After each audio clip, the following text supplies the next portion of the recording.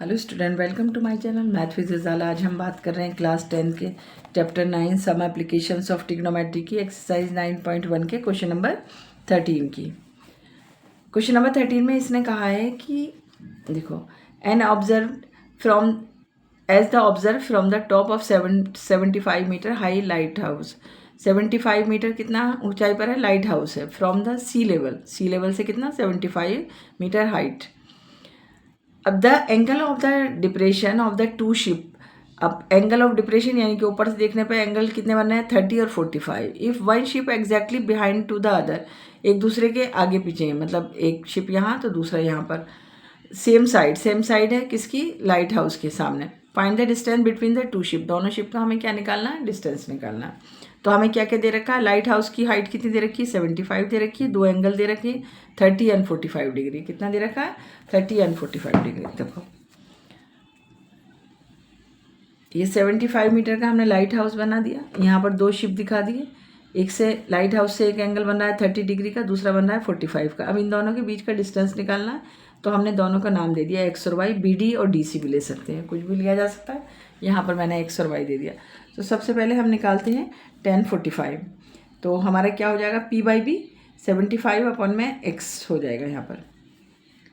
तो हम लिखते हैं यहाँ पर पहले tan 45 is equals to P by बी। P हमारा कितना है? AB और बेस हमारा कितना है? BD। tan 45 की वैल्यू 1 होती है और AB हमारा कितना है? 75 और BD को हमने x कर लिया। ले x क्रॉस मल्टीप्लिकेशन कर दो, x इज इक्वल्स टू में यहाँ पर 75 आ गया, इसको हमने यहीं छोड़ा। फिर हमने tan 30 ले लिया। देखो 10 क्यों ले रहे हैं? क्योंकि P बाई बी ये दोनों चीज़ें निकालनी है। अब जब हम 30 देख रहे हैं तो 75 और ये दोनों चीज़ें हमें दिखाई दे रही है। तो हमने यहाँ पर लिया tan 30 इज इक्वल्स टू में AB अपॉन में ये पूरी साइड BC। अभी तक हम tan 45 जब हमने 45 निकाला था तो हमने ये हिस्सा देखा था।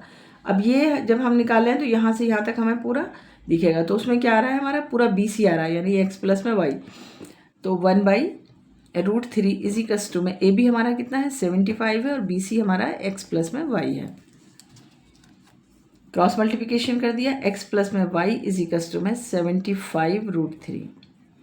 अभी हमने x की वैल्यू कितनी निकाली है? 75। यहाँ रख देंगे 75 प्लस में x प्लस में y इज इक्वल्स टू में 75√3।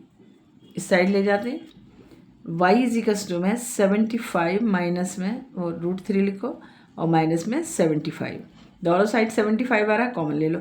75 हमने यहाँ पर कॉमन ले लिया और यहाँ पर हमारा बचा √3 माइनस में 1 ब्रैकेट। तो ये हमने डिस्टेंस निकाल दिया यहाँ से और यहाँ तक का डिस्टेंस। और अगर हमसे x का पूछा जाएगा तो वो क्या है? हमारा 75 मीटर।